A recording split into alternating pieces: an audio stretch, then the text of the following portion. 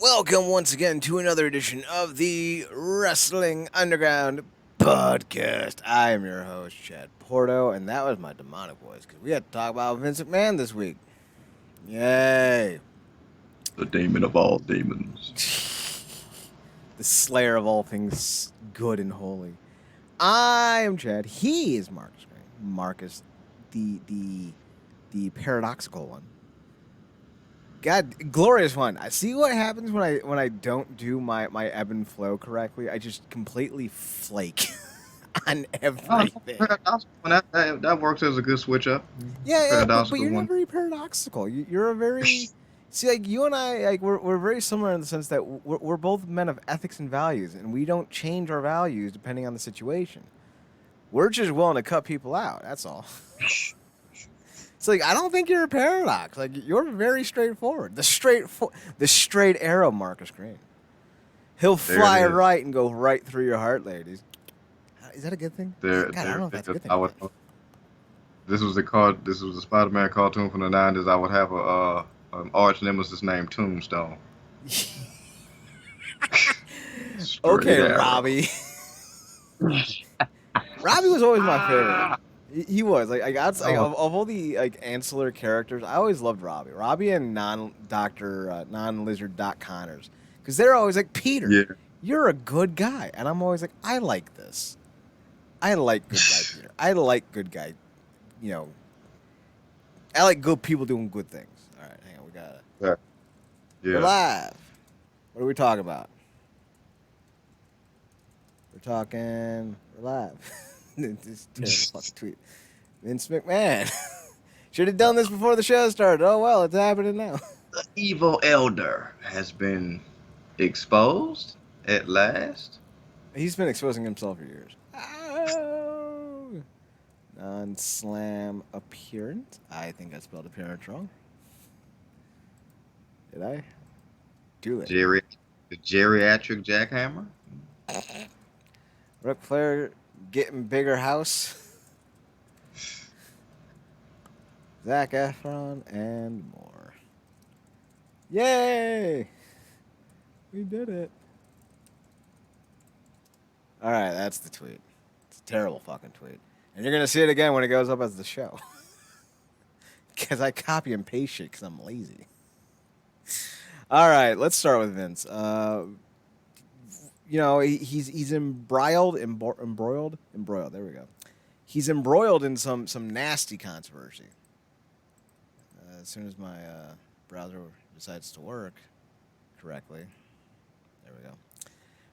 He has been accused and is under investigation by, I think it's WWE and an independent third party, for giving away $3 million in a hush pact to a former paralegal that he had an affair with. John Laurinaitis is also under investigation as well. And I just want to point out that these two hornballs are the two people who are most known in the WWE for having body types, if you will. Vince, of course, with his big muscle man, and John Laurinaitis for his people power and his affinity for blonde models. He's married to one of the Bella's mothers, or I guess technically both their mothers. Yeah, the Bella's mom, the mom of Bella. Yeah, he's married to her. Well, for how much longer? Because these are not old accusations. These are within the last, I think, year. Yeah, stories on older dudes are. Yeah. So he stepped down, but only momentarily, and they brought back Stephanie to fill in for the role, despite the fact that she left the company. Now, everyone is pointing out that this is directly a move by the company for optics by bringing Stephanie. Now, I don't want to imply that Stephanie isn't credible or somebody who can't do the job. I think she can. But there are dozens of guys and gals that could have done this job. Stephanie was definitely a name brought in for a variety of reasons, mostly pertaining to the idea of, name value and structure and consistency. So, and also because they got a woman now in charge, so they're not sexist. They got a woman in charge. They're still sexist. And we could go through the entirety of accusations by women against this company. We're not going to. I want to have this show done within 90 minutes. I don't have 42 days to be up. It's just not going to happen. I got work to do. Can't give you 42 days. There's a lot. There's a lot of allegations from a variety of people over the decades. And this shouldn't be a shock to anyone. Like, within the first 5 years of controlling the company, we had the Ring Boy scandal. Vince allowed a group of young boys to be abused who were on the ring crew. And he brought one of the accusers, Pat Patterson, back into the fold. And then, of course, we had litany of allegations of sexual abuse, sexual assault, sexual misconduct. Randy Orton was accused, and quote-unquote internal investigation was conducted to reveal that he didn't do anything alleged. But then again, like, we don't believe that. No one believes that. This is a company that has a lot of dirty secrets, and they're willing to, make sure these secrets don't get out. So, yeah. Randy Orton, Michael P.S. Hayes. Hayes specifically has been accused of improper behavior. I don't want to go and say anything illegal or duplicitous, like sexual assault or harassment. But he was accused of getting Rosa Mendez? Is that the right Rosa? He was accused. Yeah, Rosa. Yeah. Yeah, drinking. Yeah. He was accused of getting her drinking again when she was in sobriety after being found out to be an alcoholic. So yeah, PSAs is a piece of shit. So like, this company is ran by pieces of shit. And here's the thing: wrestling fans, sports fans. The one thing I've realized in my near 3 years of covering Cleveland sports and my 17 goddamn years of being involved in wrestling. Oh God, I didn't need to remind myself I've been doing this since 2006. Ah! Midlife crisis incoming. Time to buy that sports car. Hilarious. Yeah, but I mean, it's nothing. It's for as long as we've been doing the show, you've been talking about this man's Proclivities. effort. Yeah, all his proclivities over the years. Look, at Dark Side of the Ring, for all you Marvel fans out there, Dark Side of the Ring is an episodic, show. If they switched it up, and obviously as a comparison, they did like a 10 episode season, and all the episodes were on like all the heinous acts of the Silver Surfer. Ultimately, it all goes back to Galactus. Mm-hmm. And that's what Dark Side of the Ring has been, seemingly. I mean, obviously, it's talking about individuals and their, journeys through wrestling, most of which have come to a not so happy ending. But there's a through line that's been through a lot of them, and it's that Vince has done a lot of effed up stuff that, for the most part, he's gotten away with because it's fallen on the shoulders of other people. And I think kind of like the obvious one is he's pushing 80, his wife is pushing 80, and she left him apparently. So like, you got to imagine if you're that close to the finish line and your wife just ducks out, what the fuck have you been doing? So yeah, there's like this may only involve the financials, but I'm telling you, if there's a lawsuit filed by this former paralegal against the WWE, which there may be, you better believe like the floodworks are going to explode. Now, here's the thing. I always hated this argument, and it's one that in the Cleveland sports scene we're dealing with the Deshaun Watson of it all. People think that once lawsuits start piling on after the first one, that it's just a money grab. It's not. There's this almost human nature to sit back until someone else steps forward first, because nobody wants to be seen in that spotlight. Everyone kind of just wants to do their own thing, but once somebody else steps up, it almost gives you like, all right, I'm not going to be the only one. And that empowers people. And it's not just with lawsuits, it's with anything. Like, watch somebody have like a medical emergency or get hit by a car. No one's going to move until the first person does. Once the first person does, then all of a sudden it's a fucking stampede to try to help them. But nobody wants to be that first guy, it seems like. Now, obviously people do because there's usually a first. But the point stands that like when somebody files a lawsuit, that's going to encourage and empower those who else feel wronged by Vince McMahon, and I believe there are many people, to come forward as well. And there's already been attempts at lawsuits against Vince from former wrestlers, from women who claim that they have been. We're going to be on YouTube at some point with this video, so I don't want to say. We'll just call it aped. It's missing a letter, but it's pretty much the same thing. They've been aped by Vince before. 2 different women have accused him of that. And now we have hush money. It's like, if you have like a singular incident, and I think of like guys like Derrick Rose and Kristaps Porzingis, formerly of the New York Knicks, or I think Rose is still with the Knicks, where they were accused of rape at one point. Aped. God damn it. They were accused of doing some heinous stuff. But that's only been the only time they've ever been accused. So it's like, I don't necessarily don't believe the accusation, but it's also like, if they were really monsters, there'd be more, right? Because like these dudes don't operate in a vacuum. Like it's never just one time. Like when you start murdering people, it's never just the one. If you have the craving to murder, there's usually going to be a host of bodies, right? Same thing with people who assault sexually. There's always a litany of bodies waiting to pop up. So like with Vince, I feel like there's like a lot that's going to come out eventually, and it's not just the sexual allegations. It's not just the the money. Wrestlers have accused him of abusive behavior. You know, we've had people accuse the WWE and Vince of covering up things all the time. Just the smorgasbord of heinous accusations that will more than likely come out of this at some point will be career ending. Vince has temporarily stepped down, but I don't see him ever coming back as CEO. It's not even a thing. And like I said, you've been saying it for years. We've been talking about it for years. And somebody posted a great thread of all the stuff literally that you've talked about for years on Twitter. But I mean, how hard? I know it's people with their heads superbly planted up the behind of this company, but you really need to take a break and come look at the light. Because it's like, how far of a jump is it? Look at the storylines he's had with women that's been on the roster. We just talked about the whole thing with when Tori first came in. That was a whole thing. We saw what happened with Candice Michelle. And Sable and Trish and all that. Like, just, the man's a pervert. Mm-hmm. He's a pervert.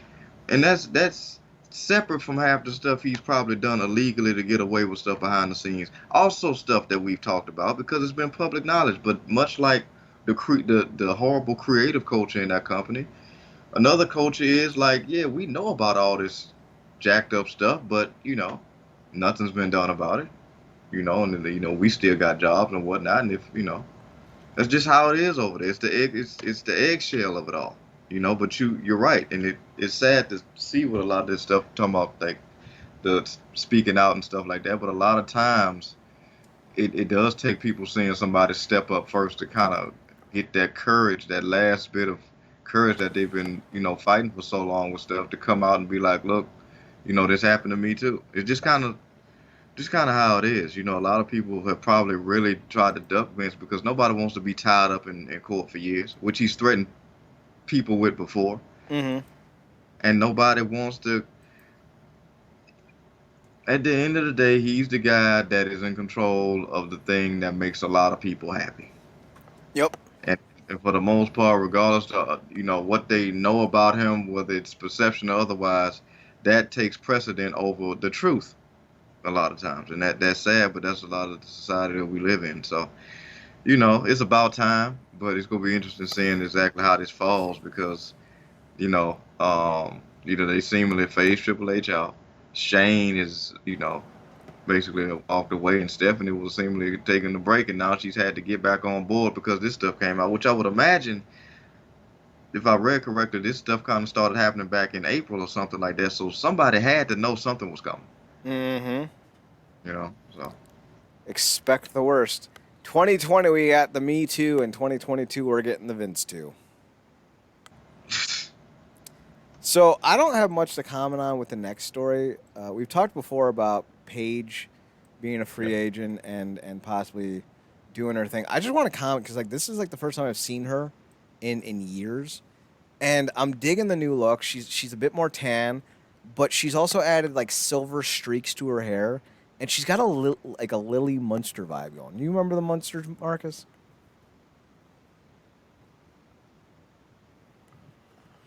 Ever watch that old show? Yeah, yeah, definitely. And it's funny because this what she looks like. No, okay, that's all right. That's not bad. Right? They got a little, a little bit of rogue, little bit of Little crimson, little yeah, a little tan. bit on there, man. So she certainly has gotten, and a lot of her visual aesthetic has improved so much over the years, obviously because she's learned how to do hair and makeup, um, get it done properly. But she's always had this kind of Elvira vibe going on about herself. Mm-hmm. I think the monster thing clicks a lot, which I would imagine is going to be coming up a lot with the revival of the monsters, um, and stuff that's coming out. So I just thought of this idea. Like we were talking like 2 weeks ago when or last week when it was announced that she was leaving the company, where she should go. I think Paige taking on a more impressive name, because that name sucks, and showing up in Impact to challenge Rosemary for the queen of the Decay crown, if you will, just like who's going to be the new queen of the group. That would be a great idea. Like they're both going to be limited in the ring because like Rosemary never bounced back from that knee injury. Like she's good, but yeah, she's now a tag team wrestler, and you can tell. And with Paige, her neck, you don't want to push somebody so hard when they've had that neck surgery. Like, there's a reason why Edge is only wrestling like 8 times a year, hmm and you got to be mindful of that. So I think like that could be a great angle, especially with like Rosemary and Taya now tag team champions. Like if you give Paige somebody, maybe not Jessica Havoc, because like preferably you'd want them to be good. I said it. Fuck it. That would be a great idea, especially if you start then like having Black Taurus or whoever take like Paige's side and Crazy Steve. Like you can't. I mean, you could turn Crazy Steve against Rosemary. That would be heartbreaking. But like that would be a cool idea, especially if she comes in like kind of like a Lily Munster, Morticia, Elvira type of vibe. Like I would be down for that. I think that'd be very cool. that's actually really good, and it actually would track because essentially she's with Taya now. And Taya's, you know, she could, be around Decay, but that's not really her vibe. So, seemingly her, the whole Decay thing falling around, which is weird because she essentially is the heart and soul of Decay. But if you bring it, like you said, if you bring in somebody new with that whole flair and whatnot, and I think that would be great for Paige because I think she could do really good with some great character work like that. Um, and have a thing where it's like Rosemary's been decayed away, you'd have obviously Taya help her to pick up the pieces and whatnot, and then you could do this whole storyline of her, you know, doing stuff to get her realm back. Because you could So do that too. Like she's gotten so far detached from um what she would call it, what she would call it, the not the voices, the Hive. um the hive. Yeah, that is the hive because she's been, going after gold and other pursuits that she's lost her grip, if you will, on the shadows. I was just about to suggest that. Yeah, Have and then, have yeah, Paige come in and take the demon out of Rosemary, turning Rosemary into Rose or Mary or Courtney or Rush, whatever you want to do with that, and then have Paige become the new demonic queen until like Bound for Glory or whatever. Like do like a year-long program where Rosemary finally gets her demon back. Like that would be dope. And then you can do like you can call Paige. Like I was just thinking that because her old theme. Do you remember that? Like it was like a scream intro, and then like the yeah, music would play. Call her the Scream Queen, yeah. and All then you have have to, Paige wrestle in like I Quit matches. or have her some, because I don't know if she's still there or not. Have her like if she don't want to wrestle, she controls the shadows. Have her summon a now controlled Su Young. She's still there, but she's pregnant, so I Ah, don't know how far along she is, but probably within like she would be available. Like because in the context of my mind, it would be a year-long program to 2023 Bound for Glory. So Su Young would be available eventually for this program. yeah. So just have her. I mean, you've had people. Hell, bring Ava Story back in. There you go. have her dolled up and whatnot. Have her be, her new shadow apprentice, and sick her on Rosemary as she's literally, and do it over a period of weeks where she's literally losing the shadows as the makeup and everything's coming off. Marcus, I got an idea. And then obviously she's gonna be leaning more into Taya because Taya's this, Viking goddess, if you will, Aweta Loca and all that, and she's trying to, you know, get her the her vibe and God bless her, Rosemary's trying, but it's just not clicking because that's not who she is. And then you could just my only thing is getting paid to commit to Yes. that year Well, because she wants to be an actor, so I feel like that won't be difficult. no, gotcha. So that I mean, if they could pull that off, man, that'll be something great and fresh and new for Rosemary because you know she's going on an unprecedented run with this whole Shadows thing. Mm-hmm. Not since the only other supernatural thing that they've really consistently done at a certain time was the whole Hardys thing, but that faded out.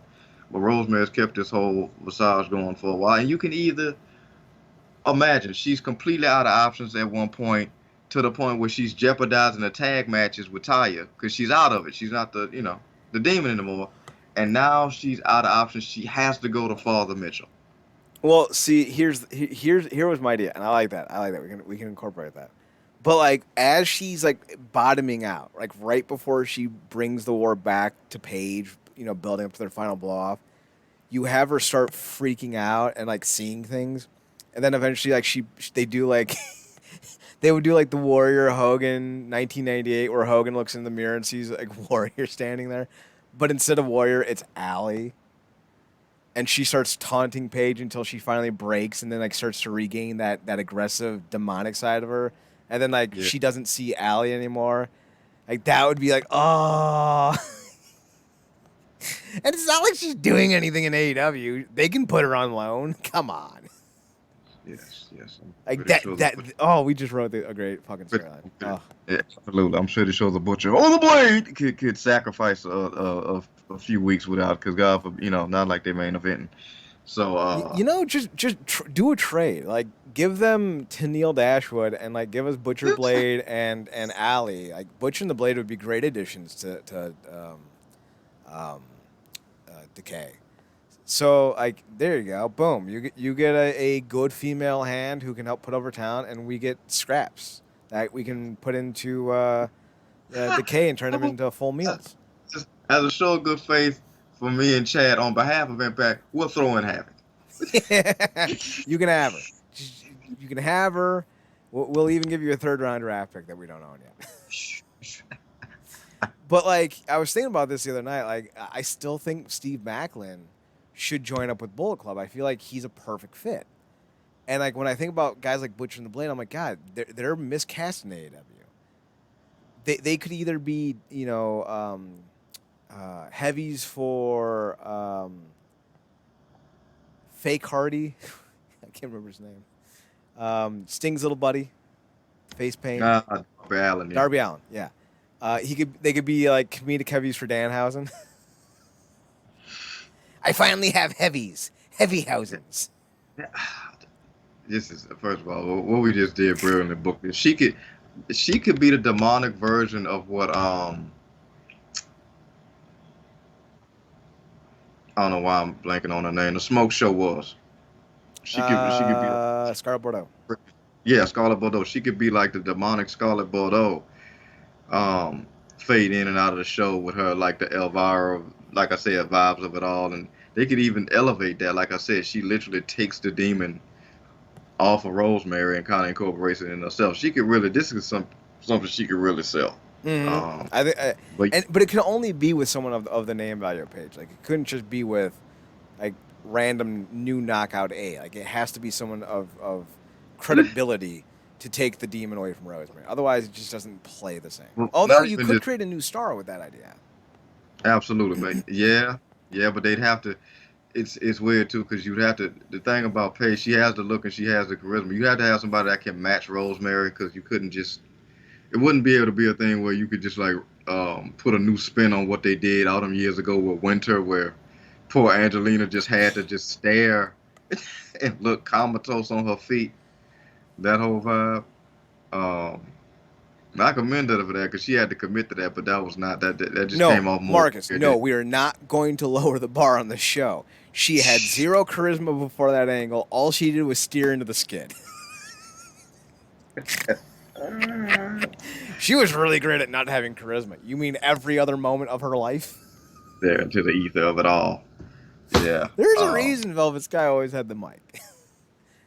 All right, like, listen, Lazy Von Erich came in and redefined that entire stable and made it worthwhile. Let's be honest here. Let's be honest. As soon as you said that, I just remember going back to Family Feud. I'm like, she was hitting on Steve Harvey. I'm like, this girl was a completely different beast. She was like, listen, I'm sure Steve Harvey has had his fair share of dalliances in his life. I don't know how long he's been married. I hope they haven't interceded with his marriage because that would be kind of a scummy thing. But like, let's just be honest. Steve Harvey does not seem like someone who's flappable. He's very unflappable. Lacey Von Erich flapped that man. That came out. You know what I mean. He was stuttering, a stumbling, and a mess with that woman. And who could blame him? Lazy Von Erich is the true Iron Claw of the family. That's a reference for later on in the show. Yeah. All right. I don't know why we're having slow. Yeah, I mean, but kudos to Paige making moves. You know, she's gonna be popping up somewhere. That's how the story kicked off. So, like you said, yeah. Yeah, let's talk about cackling hens because Samoa Joe. He tweeted out, "Dearest cackling hens." This was this morning. I wasn't asked or available, and it should not mar a great milestone set by Impact. Happy anniversary, and my best going forward to all involved. This is, of course, in because we talked about this last night on the Slam-apperance review, now up on YouTube at youtube.com/TheWrestlingUnderground. The general gist was like, why wasn't Samoa Joe doing a video? Styles, Angle, Sting all did videos. We saw David Young. I'm not going to count Johnny Swinger because even though he is a TNA original in a lot of ways, he was also with the company for like the last 4 years. Like we saw who else? Chase Stevens, or was it Andy Douglas? I think it was Chase Stevens. We saw AMW.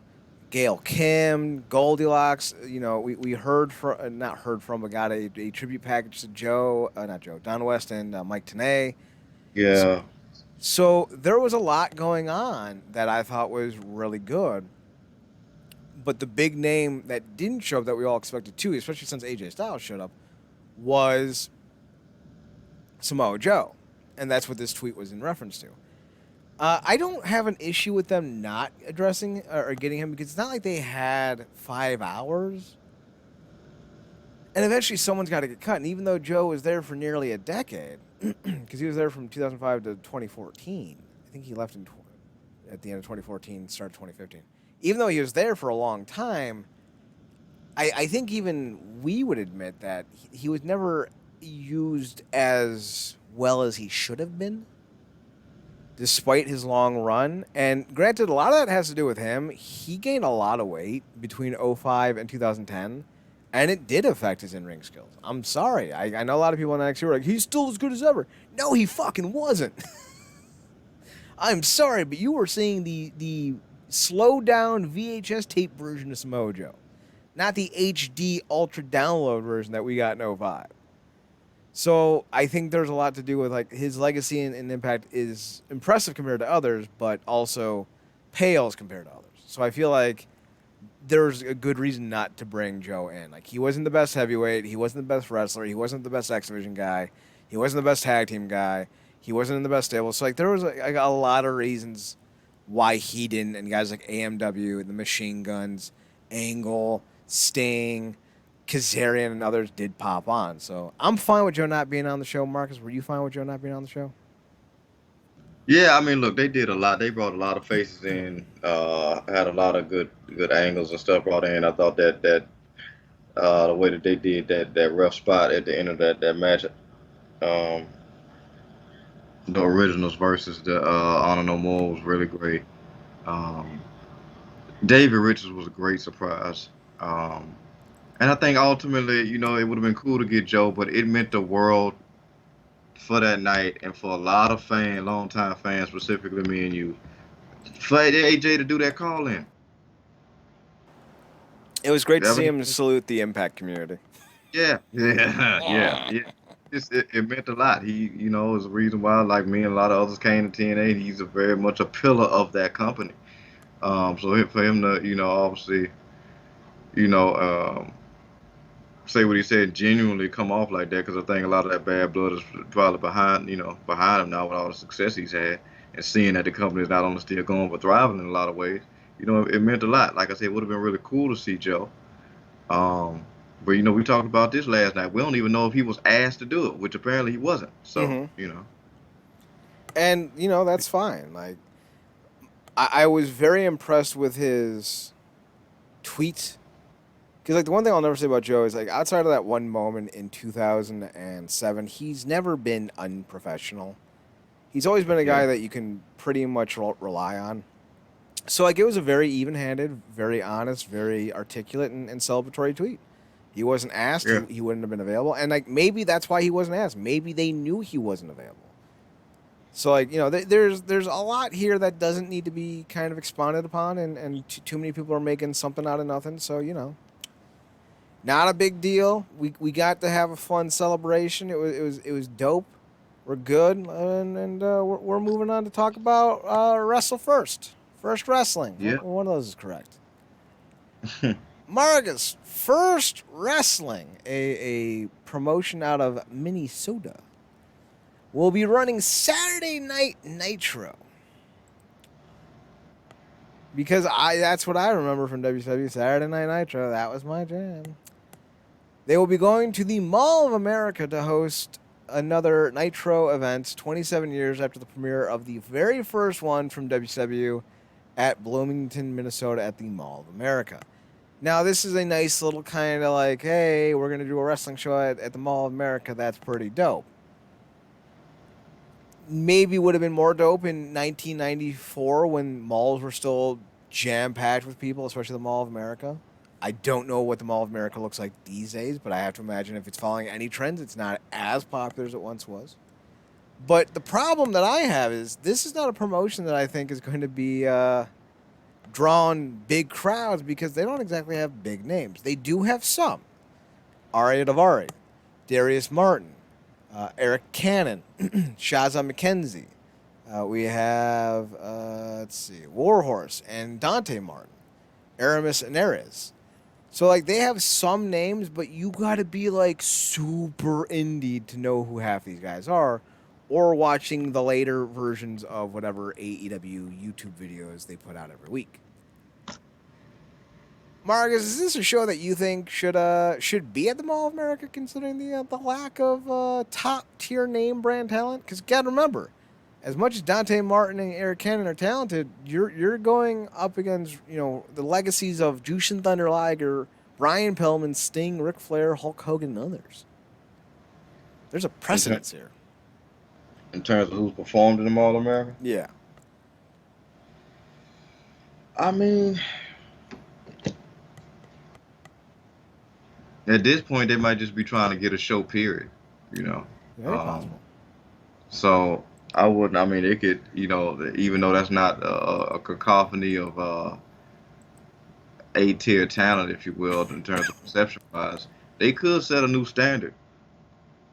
Yeah. In terms of getting that notoriety and making a name for themselves in that venue. So, I can't say it shouldn't be necessary because we never knock these guys being able to work, guys that should be able to work that aren't complete douche tools, to be able to perform where they can. So yeah, I'm not gonna knock it, man. It's Dante Martin. A lot of people might not know who he is, but if they ever saw him, they'd keep him in mind. Trust me. Even with stuff you may know about him off screen, the guy's talent can't be denied. He is very talented. Speaking of guys like Ric Flair and talent, Ric Flair's last match, hosted by the Jim Crockett Promotions, and the show is in fact called Last Match, will no longer be at the Nashville. What is it called? The Nashville. We were just there. Slam-apperance. The Nashville Fairgrounds. Yeah. By the by, that was not the original building that the Asylum used to run in. They tore it down after, 2019 they tore it down and rebuilt it. So that was a completely brand new building. So a little disappointing that we didn't get to see the Snack Shack logo or whatever it was called in the background of some shots because like that's where the concessions were, like behind the hard camera originally. But you know, it is what it is. But yeah, it was supposed to be there. It's not going to be there. It's now going to be at the Nashville Municipal Auditorium on July 31st, due to the size of demand of tickets. Now the Municipal Auditorium is 9,700, and this is actually where Impact ran one of their first 2 weekly pay-per-views. Well, let's see, where was it? The arena also hosted Slam-apperance, Lockdown, Ring of Honor event. Held their first events. Okay, so it was actually the place where they held their first events in June 2022. June of 2002. So this was literally the place where Impact was born. Nashville Municipal Auditorium. And it will be the place where the legacy of Ric Flair ends. So, we still don't know who the opponents are. It's supposed to be a 6-man tag. Let's see if there's anything in the press release. Because I feel like there's not yet. Come on, load faster.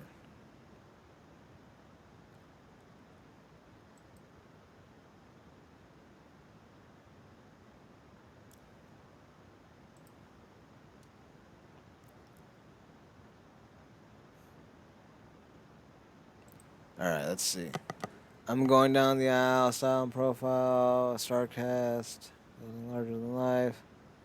So I still don't see any updates on the match. I remember hearing it was supposed to be the Midnight Express, I guess, in a 6-man tag, because like Ricky Steamboat was supposed to be involved, but now he's not. Then Hulk Hogan was supposed to be involved, but now I don't know what's going on there. So I don't know. Marcus, do you think this is gonna draw the crowd they think they will? 9,500 potential viewers.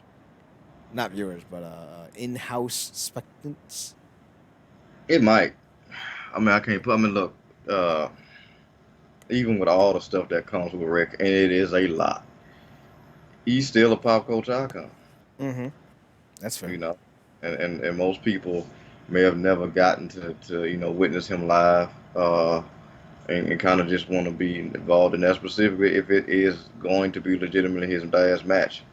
You know, obviously you're not expecting no classic in any mean, but you never know what you go get. So for nostalgia and just all the stuff that comes with the Ric Flair with all a lot of they might actually draw that crowd. You know, Rick has always been somebody that's been aware of his star status. That's why even with all the pitfalls he's had in some form of fashion, he's always managed to kind of crawl back out of it, back to some form of relevancy because he's always been able to rely on that persona that has effectively become who he is. So Speaking of not knowing what to expect, that is not the case for the G1 Climax number 32. The blocks have been announced. Block A will include Okada, Toru Yano, Tom Waller, Jeff Cobb, Jonah, Bad Luck Fale, and Lance Archer. Block B will be Jay White, Tomohiro Ishii, Sanada, Tamatanga, The Great Okan, Chase Owens, oh god, Taichi. C block is going to be Hiroshi Tanahashi, Hiroki Goto, Tetsuya Naito, Zachary Sabre Jr., Aaron Henare, Kenta, and Evil. That's your block of death right that's there. the block right there. Yeah. Right? That's Like the old Babe Ruth era Yankees were called Murderers Row because going 1 through 9 was like facing the best hitter in baseball. That's your Murderers Row of wrestlers from New Japan. Tanahashi, Goto, Naito, Sabre Jr., Kenta, like, yikes. People, yikes. And then Block D is the Riff Raff. Will Ospreay, Yoshihashi, Shingo Takagi, Dave Finlay, Juice Robinson. That's interesting. El Phantasmo and Yujiro Takahashi. Seeing Finlay and Robinson in the same block. How dare those bastards throw Shingo in there for flair, just for a pop of flair? God damn. No. Do not throw Shingo Takagi in a Ric Flair match. No. That would be bad. Really threw Shingo in there just to be like, hey, but we got, like, normally I wouldn't charge this much, but for you. We couldn't get Hogan, we couldn't get Steamboat, so we got Shingo Takagi. Because this isn't Ric Flair's retirement match. It's the death of Ric Flair.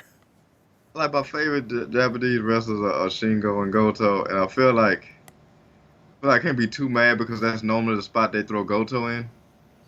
Mm-hmm. And thankfully this time he's in the quality block. But I guess the matchup of Osprey and Shingo. But at this point, like I don't care. Like I was there for that year. Well, not there, but I witnessed that great year that Osprey had in New Japan, where it was like he could walk out into a ring and sneeze, and it was a 5-star match. But we're not there now. No. So that's dumb. That was some great music though by Osprey. Loved Yeah, it. yeah. Elevation to. So Alberto Del Rio, Ah, yeah. Speaking of elevated, thinks he's a Hall of Famer. At least should be a WWE Hall of Famer. We talked about this briefly off air. Tammy Lynn Sitch is in the Hall of Fame.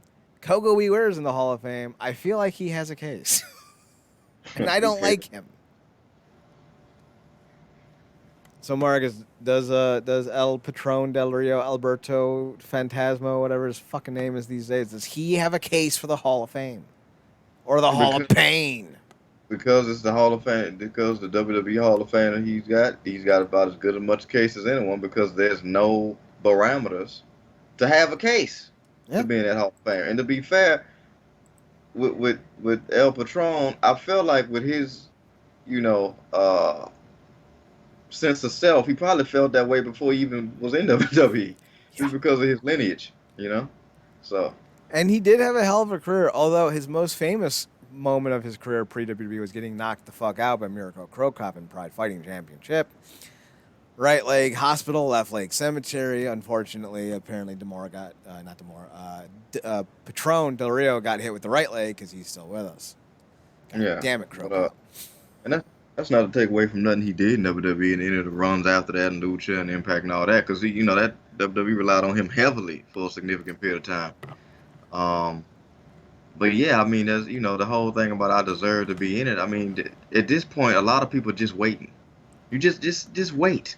Like your name will come up. Trust me, we see what they do every year for the damn Women's Royal Rumble because they can't get enough names. Just wait your turn. Everybody get it's the unfortunate that Hall of Fame is that high school girl that shunned a lot of guys, but eventually it just gets to the point where she's gonna just be happy to be wanted by senior year. Yeah. So she's been You mean her senior years? yes. There it is. Speaking of seniors, we got to Scott D'Amore. There we go. I was worried that I didn't have a photo for this. It's a two for Scott D'Amore and Bret Hart, but we're going to start with Scott D'Amore because he had a unique comparison for Team Canada, basically saying that Team Canada was TNA's Pinky in the Brain. Quote, we set out every single week with a master plan to take over TNA wrestling, and then it blows up in our face. And then, you have the post-credits. Could be us walking away with me going, come on, guys, we got to get ready for next week. Well, what are we going to do next week? Same thing we do every week. Try to take over TNA. And you know what? It worked. It was honest, and it makes a lot of sense. I just go back to 2005 with the Team 3D funeral, and they were just shouting random one-word responses to AMW. Yeah, they were TNA's Pinky in the Brain. Only it was 5 white dudes from Canada. The other part I want to talk about is apparently Scott D'Amore wanted to have a bigger profile for the leadership of Team Canada. He says, quote, I was kind of happy to have my performing career over, and I remember getting a call. I remember exactly where I was. I was going over these railroad tracks in a town near Windsor. Got a call. It was the office number for TNA Entertainment, and answered the phone, and it was Jeff Jarrett and Dutch Mantel. They were in the conference room, and we ended up spending so many hundred of hours in. And they called, and they said, we had Team AAA from Mexico, Team AAA, and Jeff was saying, we'd done the first America's Cup, and they wanted to do a second one. And he's thinking we're going to do a Team Canada. I go, that's awesome. I kind of pitched the idea. I didn't think it'd really take. And Jeff was like, no, we're going to do it. We're going to go full bore. We're going to do this show with Team Canada coming in to challenge for the Cup. Awesome. Scott D'Amore said that names like Bobby Roode, Eric Young, and Jack Evans came up during these discussions, and Jarrett said the group would need a figurehead as well. D'Amore originally pitched the biggest name in wrestling to come home to Canada, but Jarrett said that they had already a different idea in mind. Jeff goes, well, you know, Team Mexico, Team AAA has Antonio Pena. So who was the owner of AAA as the kind of figurehead? He says, well, we think Team Canada should have a figurehead. I said, that's a cool idea. He goes, you got anybody in mind? I go, yeah, there's only one guy that could do that. And Jeff's like, that's what me and Dutch were thinking. And I go, yeah, Bret Hart. Then there was silence. And Jeff goes, well, Scotty D, we were thinking of going in a little different direction. And I go, who the hell else would you get? And he goes, well, what would you say if I said we were thinking about you? Keep in mind that the only reason, I shouldn't say the only reason, the biggest reason D'Amore was brought in to Impact to run the damn thing after all the upheaval with Jeff Jarrett and his liquor-fueled outburst in AAA in, what was that, 2017, and then being sent home after the team's fantasy football draft. That still makes me chuckle. Is the fact that he had lineage with the promotion. He had a lot of backstage influence in the earlier days, and he had promotional experience with his group BCW, Border Championship Wrestling in Canada. So like, to hear him basically tell the story about how he was pitching himself out of eventually running the company makes me giggle. It makes me giggle, Marcus. Hey, oh my God, our tweets are in this article. And it's come full circle. I didn't even. Oh, just the shit. Oh, I love it. So the story's not over. D'Amore goes on to say, Jeff goes on and says, oh, let me think about it. How about if we phrase this? This ain't no JJ asking his boy Scotty D if he wants to do this. This is the EVP of TNA telling a contracted individual what the hell we expect from him. What do you say? I was like, well, what should I wear? And, you know, and he's like, we laughed, and I was like, yeah, obviously whatever we need. His words to me were, Scotty D, don't worry, it's 2 weeks long. That's it, 2 weeks. I love it. So I kind of dig it. I like that this was a thing. I like that our tweets were used. It's even better.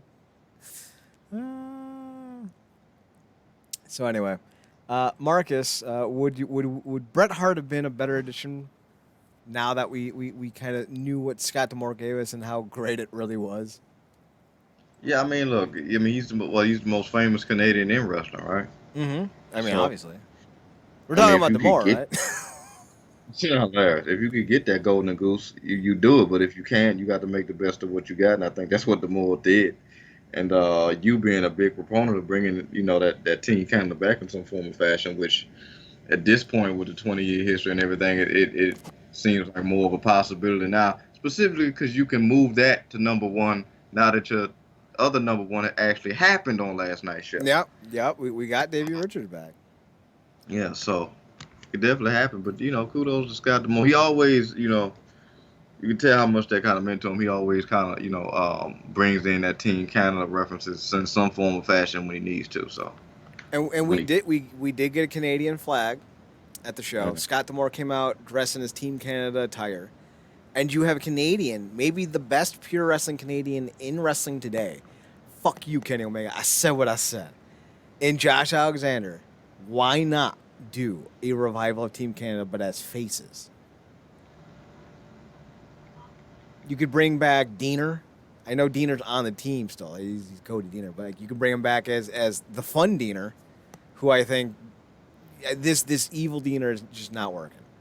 We given him a shot. I don't know what they were expecting, but make him be crazy fun Diener again, and bring him into Team Canada. That would be dope. I'm sure we could find some other wrestlers that are Canadian that would fit into the shtick. So like, yeah, I want to see it. I want to see face Team Canada. Bring back Bret Hart as the face of Team Canada with Josh Alexander. That's what we're doing. Speaking of what we're doing, Marcus, I can't believe what we're doing next. Zac Efron is getting into the world of pro wrestling.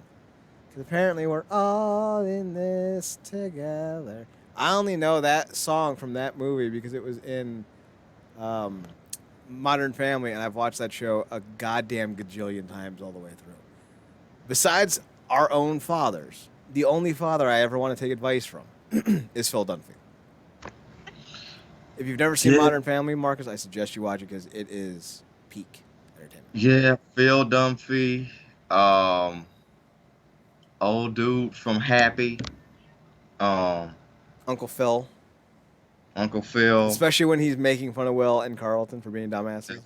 Absolutely, Mr. Matthews. Yes, Um, not Corey so much. Corey was fine, but it's, yeah, the dad. Eric, Jonathan Kent. John Matthews, Uh, it might be. George Uh, Matthews, Frank Matthews, Matt yeah, we Matthews. can't. Yeah, you can't leave out Fina. Um, 'Cause let's be honest, he was the dad to everybody on that show. And yeah, obviously you can't leave out Mr. Kent from Smallville. Nope, that's a good And one. yeah, that pretty much almost closes it out. And yeah, like I said, the guy that played in Happy from the show that we watched that should have got more episodes. Um, Wait, are we but we're talking about Happy the show with Chris Maloney.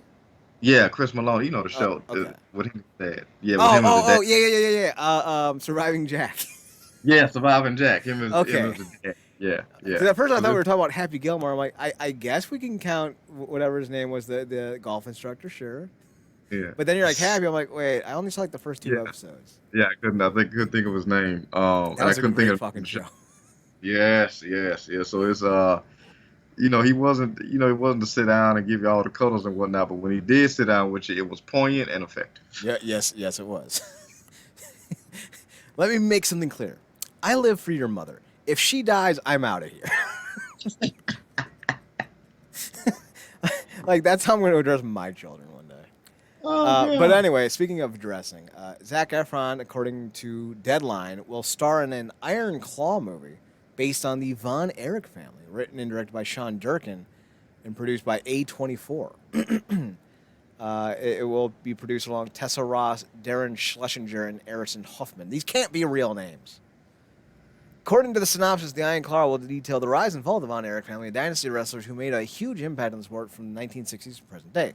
Everyone's role was not confirmed at the time of the publication.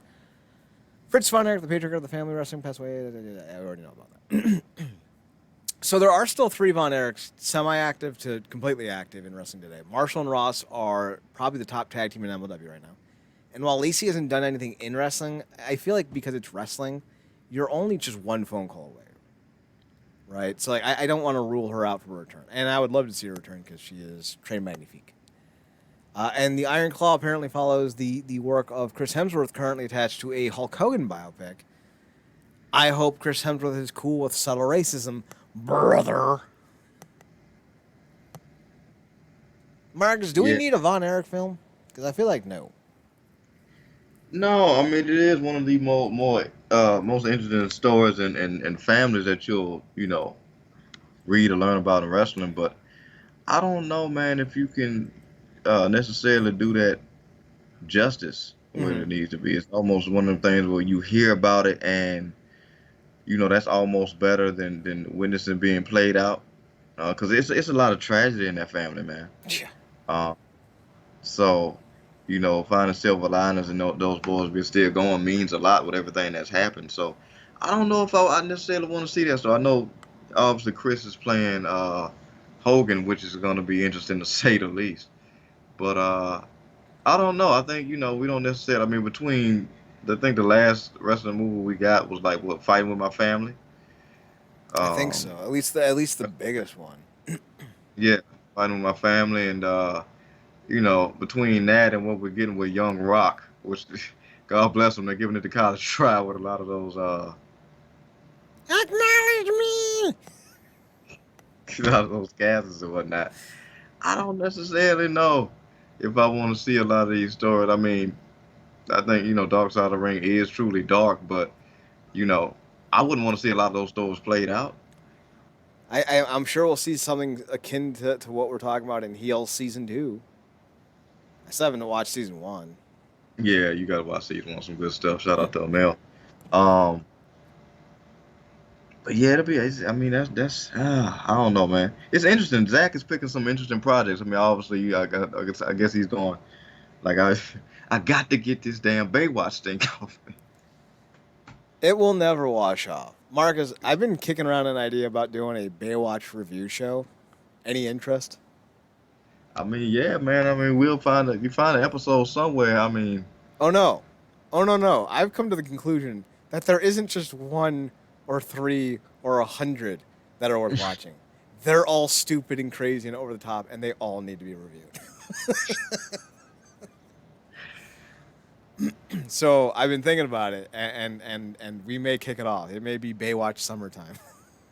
yeah, we gonna have to get to it before that next season the Cobra Kai drops. Thankfully, we have some time. Thankfully, we have some Yeah, time. yeah. So that may be a very realistic possibility that we may be launching the. I don't want to call it the Cruel Summer 2 podcast because, like, you know, Swisher and I eventually got to get back to it and talk about Cobra Kai on that eventually, a year Yeah. later. But yeah, I want to do a Baywatch review because Baywatch is such a over the top dumbass show, and like there's only like 18 minutes of content in every episode, and the rest are just tracking shots of chicks in bikinis and like people on surfboards and wave riders. So I'm like, yeah, this is actually a very easy show to get through. Yeah, man. Yeah, you really lament like you know. Obviously, Pam Anderson gets the bulk of the notoriety in terms of females, but the women that came through that show, Oh, they're all gorgeous, man. holy Jesus. Like they're all fantastic. So we're gonna wrap it there. We'll be back next Tuesday for another edition of the Wrestling Underground podcast. Well, I'll probably because I'm very I've been kicking around this Baywatch idea for a few weeks now. So we're gonna see some traction with it. We may do a Sunday recording if there's not any wrestling shows from now on, and just make it Baywatch. That'll take us for a good 10 years to get through. Considering there's like 1,000 episodes. So next Tuesday, twitch.tv/Wrestling Underground. Did I say Tuesday? I meant Monday. Next Monday, twitch.tv/Wrestling Underground. We'll be back for another edition for Marcus Green, which you can find on Twitter at ParadoxKid, ParadoxKid. That's me. You can also find him on his other podcast, The True Penny Show, over on Twitter by searching True Penny Show, TruePennyShow. I'm on Twitter as well, at Chad Nerdcorp, ChedNerdCorp. And on Instagram at Chad's Photo Hut. Be sure to like, subscribe, comment, and all that nonsense for Twitter, YouTube, Twitch, and all that dumb stuff that people always tell you to do. You don't actually have to do it. I don't care. You'll find us eventually. We're too persistent to go away. And with all that being said, thanks for tuning in. Thanks for checking us out. Thanks for giving us a chance. Remember, as always, to watch more wrestling. And Marcus, take us home. Good night.